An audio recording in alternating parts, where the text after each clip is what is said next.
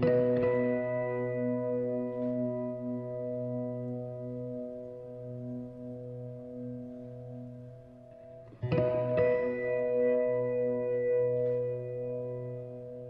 is een bijzondere trekker. Dat klopt, voor mij al helemaal, ja. Kun je uitlezen waarom? Nou, ik heb deze trekker gekregen van Jan Bruni. Jan Bruni was onze achterbuurman.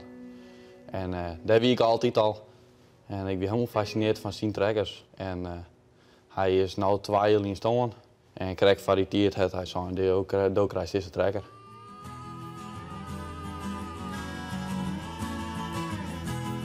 Maar nou wil je ijzersammeling kwijt. Ja, En waarom is dat? omdat ik zelf ziek ben. Ik weet niet meer hoe lang ik ga, maar ik heb nou, dat met de meeste zelf van mijn leeftijd, maar de langste tijd hier omroem. Ik heb zwier aan de long. Ja, ik wil eigenlijk bij mijn leven proberen dat het een beetje op fatsoenlijk netjes plak komt, dat het tentoonsteld kan. Als ik ben gewoon hier, ik ben het er ook op maken, dan denk ik zo, jongens, dat zit er allemaal in je radio maar. Wat wie die bomen, Jan?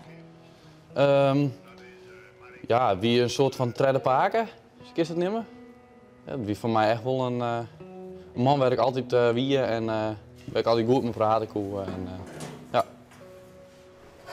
Hij wie in staat dat niks te dier. Hij motor wil en hij rijdt wel.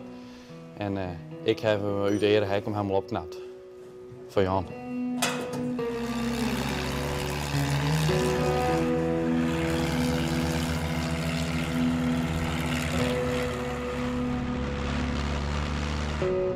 Het was fantastisch dat ik een trekker kreeg. Want anders zie ik nooit een trekker gewoon. Vanuit mijn kreeg ik hem net en zelf keep ik het gaan trekken. En nou ja, de dream is de west en ik heb hem nou. Nou, heeft dat trekkervirus van Jan kregen, denkst? Dat denk ik al, ja. Ja, als lidsmansje me houdt mij het hak in. En houdt wel met mijn auto's bezig. En ik vond het volle mooi om bij de trekkers te zijn.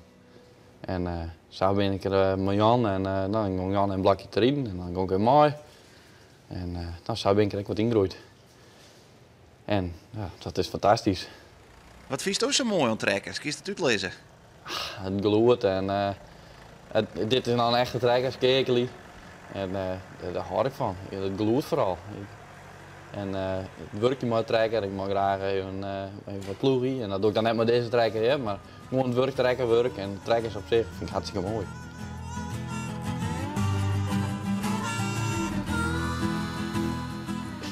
En ik heb altijd eigenlijk het sleutelen, ik maar van uit het rijden. Ja, hij wil het liefst de verzameling in 1 keer uitdragen in.